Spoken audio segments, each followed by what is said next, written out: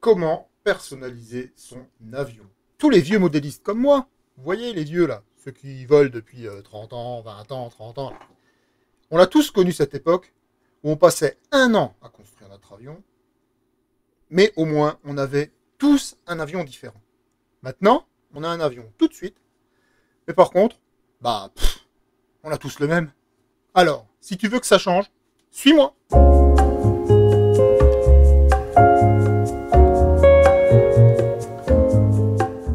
Le travail commence par, en allant sur le terrain, prendre 3 photos. Une photo de dessus, une photo de dessous et une photo de côté, de suffisamment près et bien dans l'axe pour avoir 3 vues de l'avion.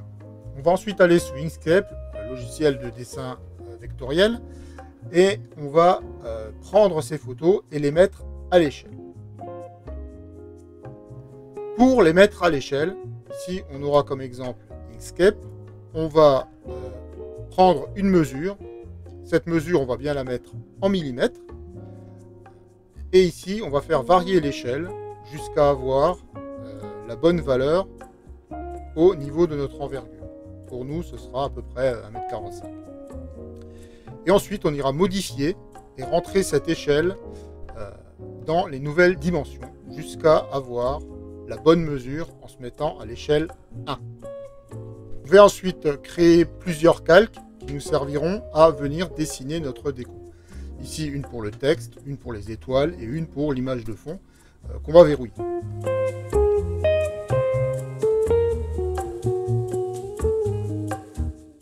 Donc on commence par notre texte, qu'on vient mettre en forme avec les outils dont on a l'habitude d'utiliser.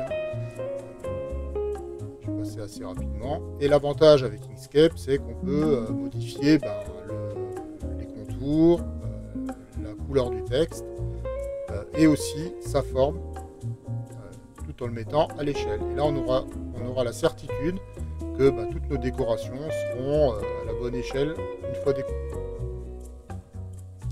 On transforme ces caractères en chemin, parce que ça va permettre de générer un schéma vectoriel qui nous permettra ensuite de le découper à la machine ou de le tracer. Et qui nous permet également de travailler avec différents outils. Ici, la courbure, on aurait pu jouer sur l'échelle, on peut jouer sur beaucoup de choses. Je vous laisse expérimenter ce logiciel.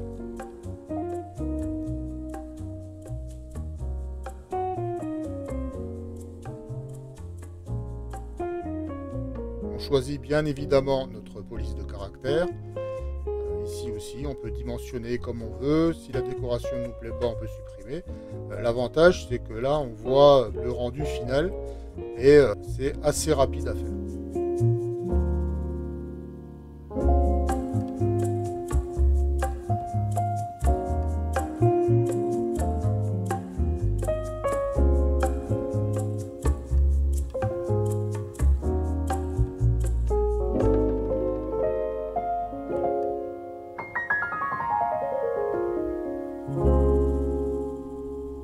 On vient tracer des lignes. Dans Inkscape, ça s'appelle des courbes de Bézier qui permettent ensuite, en appuyant sur la touche contrôle et en sélectionnant chaque sommet, de venir ajuster exactement comme on veut.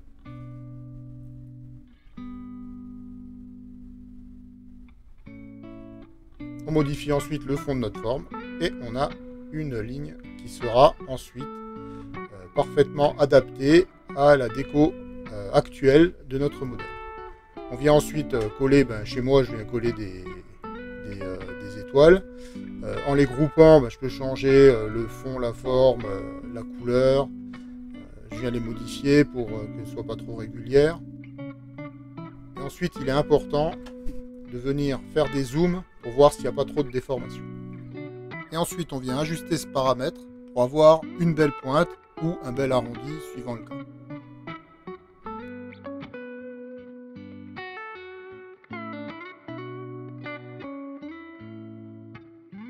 Voilà, la déco de dessus est déjà finie.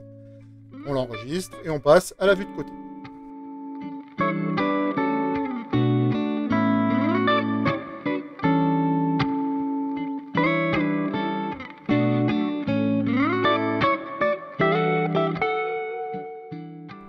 Pareil pour la vue de dessous.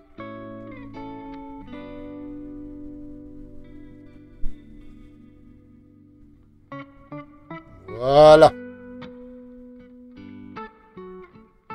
Et on va passer à la préparation de la découpe.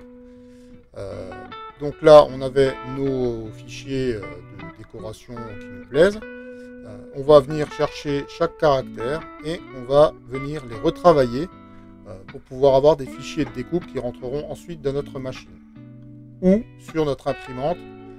Mais dans ce cas-là, il faudra mettre du A4 ou du A3 comme format d'image. Si on n'a pas de machine, on pourra générer un fichier pour un fabricant d'enseigne ou un publiciste, enfin quelqu'un qui a une découpeuse de vinyle et qui pourra vous faire des découpes. Je vous mets un lien en description. Donc là, le but, c'est de faire des... Et bien entendu, ces chemins doivent correspondre à ce qu'on veut découper. Ici, le centre, on va voir comment on fait le contour. Et là, je viens vous montrer la différence. J'ai dupliqué l'objet et j'ai fait un contour en chemin. Ce contour en chemin, ça nous montre bien que là, on aura notre contour dont on se servira des bords noirs pour venir les coller par-dessus et souligner un peu nos caractères. Voilà, ici on voit bien notre chemin, ce qui est en rouge, qui va ensuite être découpé dans du noir. Toujours pareil, on travaille avec des calques, un calque pour le fond et un calque pour les contours.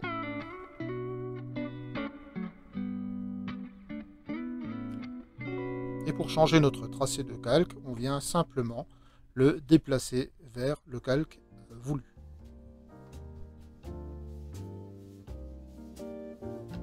Voilà qui est fait. Maintenant, on va vérifier en cachant alternativement l'un et l'autre calque.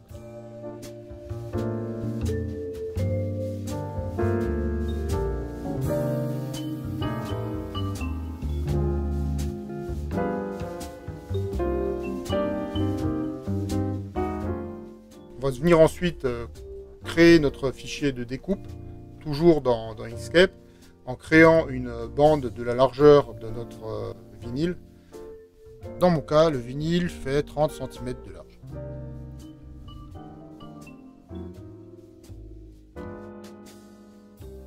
Et on vient ensuite disposer les différents éléments sur cette bande pour être sûr de pouvoir les découper dans la bande prévue.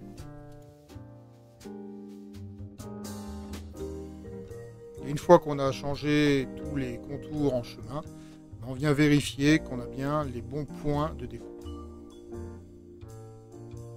Et pour ceux qui, comme moi, ont une machine de découpe, on passe maintenant dans le logiciel de découpe à proprement parler. On se retrouve donc là dans le logiciel Silhouette Studio, qui pourrait aussi servir à venir créer directement les décorations, mais moi j'aime pas trop ce logiciel, je préfère passer par un logiciel externe et venir importer après mes fichiers images. Voilà, on ouvre le fichier et on se retrouve bien avec deux tracés différents dans l'exemple qu'on a pris, un tracé pour le contour et un tracé pour le fond. Le tracé pour le fond sera en chrome et le tracé qui sera pour le contour en noir. On retrouve également nos calques dans ce logiciel qui nous permettront de sélectionner ou le fond ou les contours au moment de la découpe. Ce qui va nous permettre, pour chaque couleur, de venir découper le bon fichier.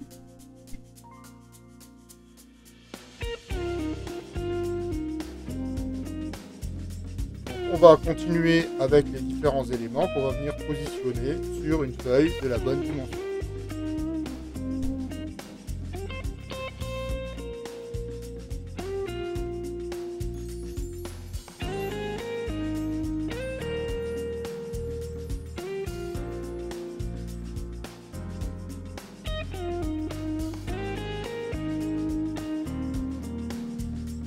Ici, on voit comment on peut travailler directement dans le logiciel Silhouette Studio, qui nous permet aussi de faire de la vectorisation d'images, etc.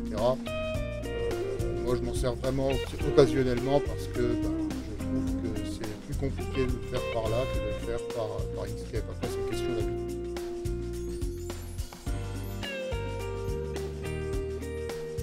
Ici pareil, on va créer nos calques avec nos contours et notre fond.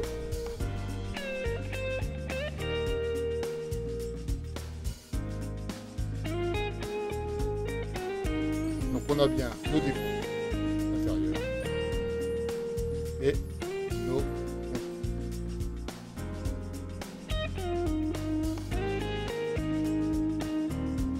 Et on fait pareil avec les autres vues.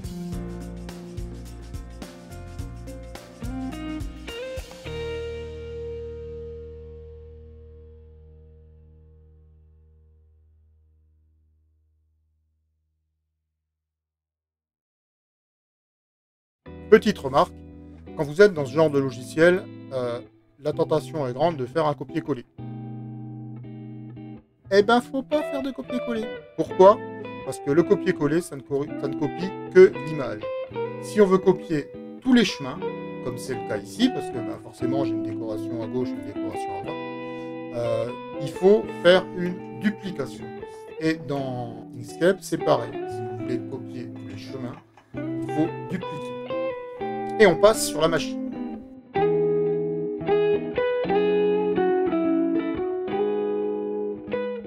On vient donc sélectionner notre découpe. Ici, on voit qu'on a bien nos deux tracés, avec le tracé du contour et le tracé du milieu. Il va donc falloir séparer les deux. Et pour séparer les deux, bien entendu, on utilise nos calques en sélectionnant alternativement l'un ou l'autre. Et ensuite, on vient choisir nos deux. On passe à la découpe.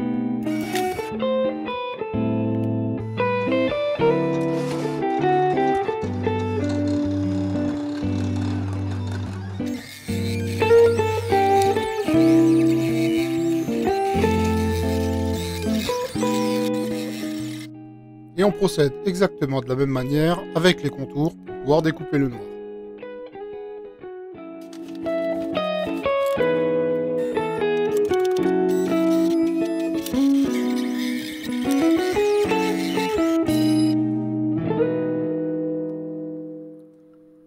On admire le travail et on se retrouve tout de suite dans l'atelier pour l'étape suivante.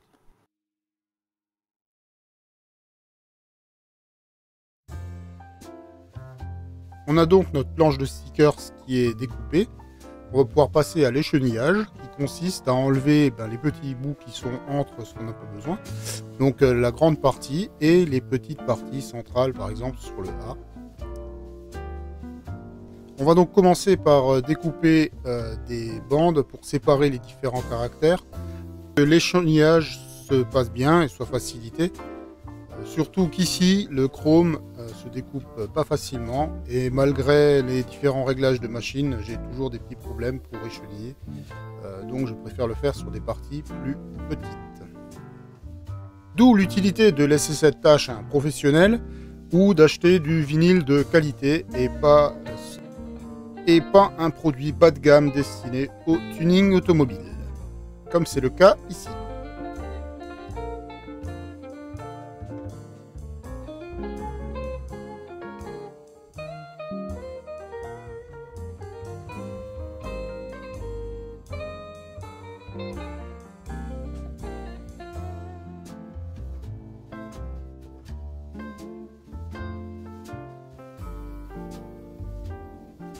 Particularité du film chrome, il y a une couche de protection au-dessus qu'il ne faut pas oublier d'enlever.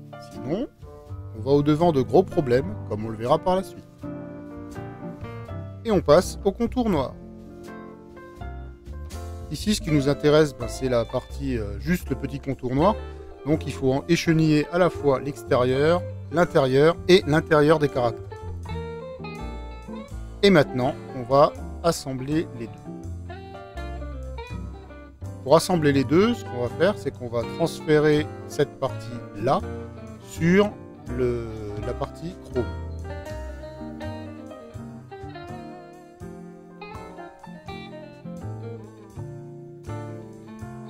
On va donc utiliser un film de transfert, qui est un film semi-transparent qui adhère moins que le vinyle et qui va nous permettre de transférer l'ensemble du dessin sur l'autre partie. Pour faciliter l'opération, je découpe les différents autocollants.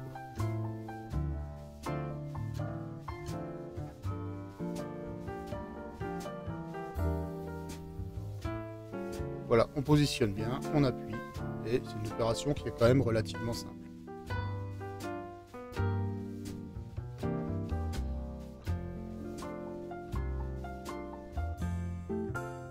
Et comme j'avais découpé un peu trop mes caractères, j'ai mis une bande de scotch pour assurer le positionnement au moment de la pose. Et voilà, le papier transfert nous permet également ensuite de venir positionner notre décoration sur l'avion.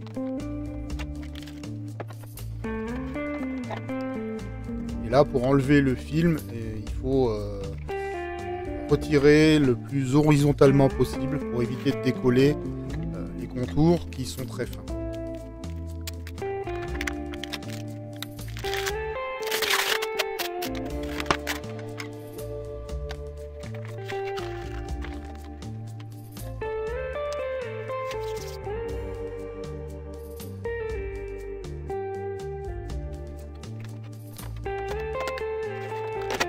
Là, on voit bien que la partie de la décoration qui vient s'aligner sur le décor original se positionne bien grâce aux techniques de dessin qu'on a utilisées tout à l'heure.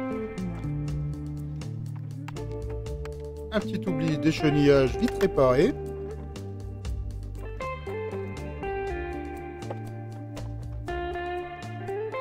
Et on vient couper pour prendre l'angle d'achat.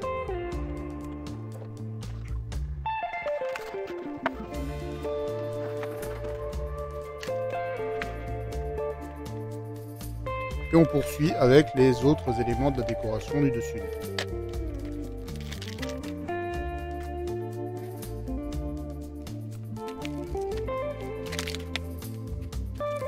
Les deux rectangles qu'on voit sur la partie droite sont des repères de positionnement. Dans un premier temps, j'essaye de tout faire en un morceau.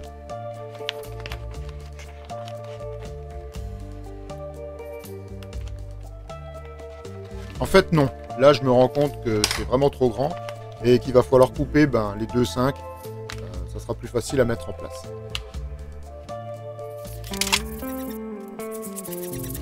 Et effectivement, ça va beaucoup mieux.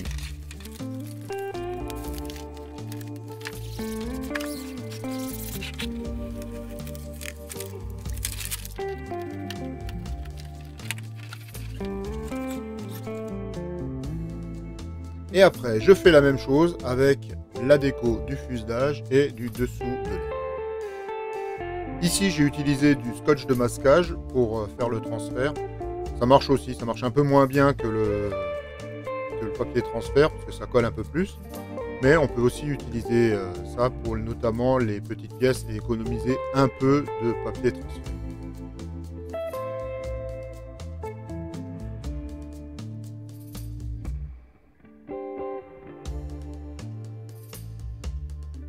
Bon, finalement, j'ai pas mis les étoiles, je trouvais que ça faisait too much. Alors, je suis parti sans. Mieux ou pas? À toi de me le dire dans les commentaires.